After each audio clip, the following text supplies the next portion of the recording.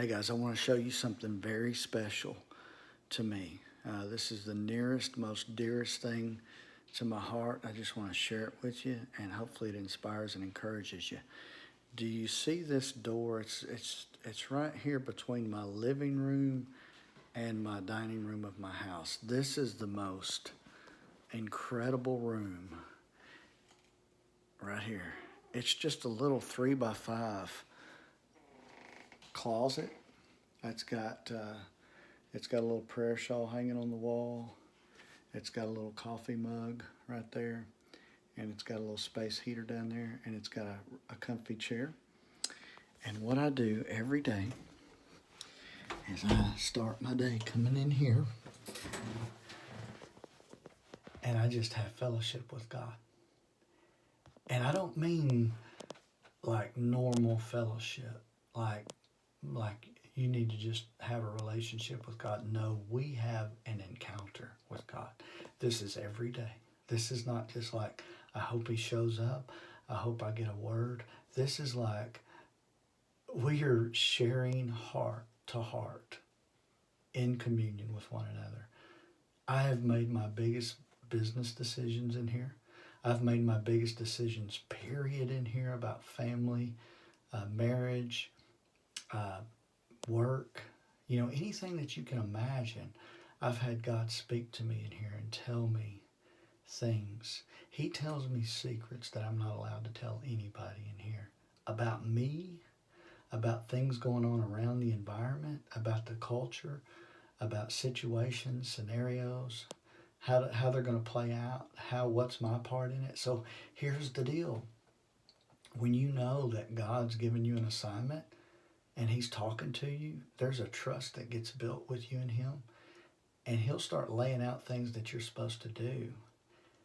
And the fear of a virus or a world meltdown or anything else is trumped by that word that God gave you, because until you fulfill that assignment and what he showed you that you're to do on this planet, well, Satan's going to have to take a back seat to all that. He can't touch that.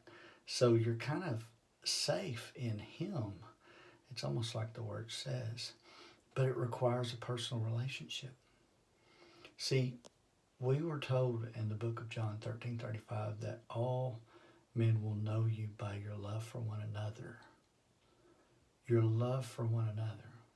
Not anything else. Not what you preach. Not friends you have. Not a church you go to. Not a clique you hang with. No. It's the love you have for one another. But you can't get that kind of love outside of a relationship with God, because frankly, without him, I don't have the patience for people. It's just not in me.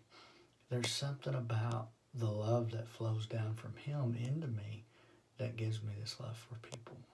But I can't get it outside of an intimate relationship with him. So I always heard about an intimate relationship. I always heard I needed to be in love with Jesus, but I never fell in love with Jesus until I got me a safe, quiet place to where I just come in and commune with him. And then he started teaching me what that's like. So I just encourage you, church is in this secret place. The church building is somewhere we go to celebrate the times we have in the closet space, because we find out how good he is.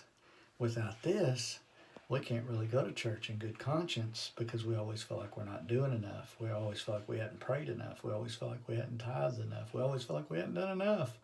And everybody will tell you, you're not doing enough. Do more. Well, what do? Serve more. We need help. We need money. We need this. We need that. Go, go, go, go, go, go, go. God's the only one that can tell you what you need to do.